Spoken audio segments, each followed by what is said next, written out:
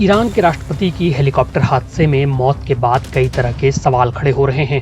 Helicopter हादसा था या साजिश, सबसे बड़ा सवाल यही है।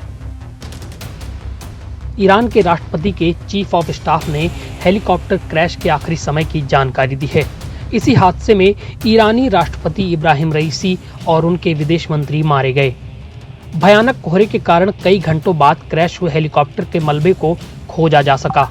ऐसे में माना जा रहा था कि हादसे का कारण कोहरा भी हो सकता है, लेकिन सोमवार को घोल मोहसिन इस्माइली ने टीवी पर इंटरव्यू में कहा कि राष्ट्रपति की यात्रा के दौरान मौसम बिल्कुल साफ था।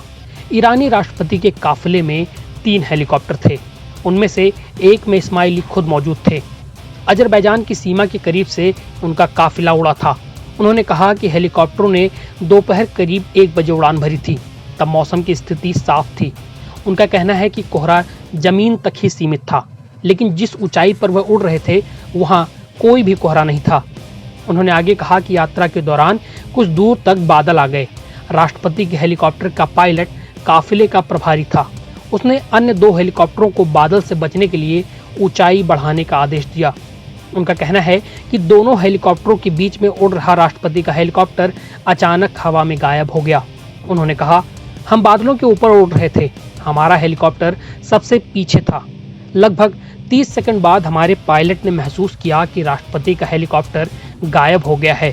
उन्होंने आगे कहा, हमारे पायलट ने चक्कर लगाने और राष्ट्रपति के हेलीकॉप्टर को खोजने के लिए वापस लौटने का फैसला किया। इस्माइली ने कहा कि रेडियो उपकरणों के माध्यम से राष्ट्रपति के हेलीकॉप्टर से संपर्क करने की कोशिश हुई, लेकिन बादलों के कारण ऊंचाई को कम नहीं किया जा सका।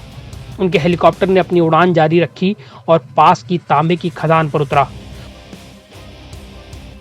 उन्होंने आगे कहा, कुछ देर बाद राष्ट्रपति के पायलट के सेल फोन पर फोन किया गया तो किसी ने फोन उठाया।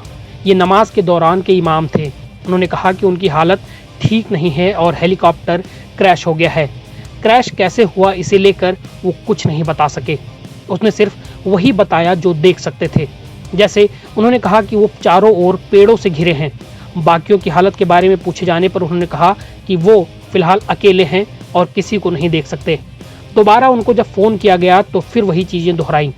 इस्माइली ने आगे कहा, जब हमें क्रैश साइट मिली तो शवों की स्थिति देखकर साफ था कि राष्ट्रपति और अन्य लोग क्रैश के तुरंत बाद ही मर गए। वहीं इमाम कई घंटों बाद शहीद हुए।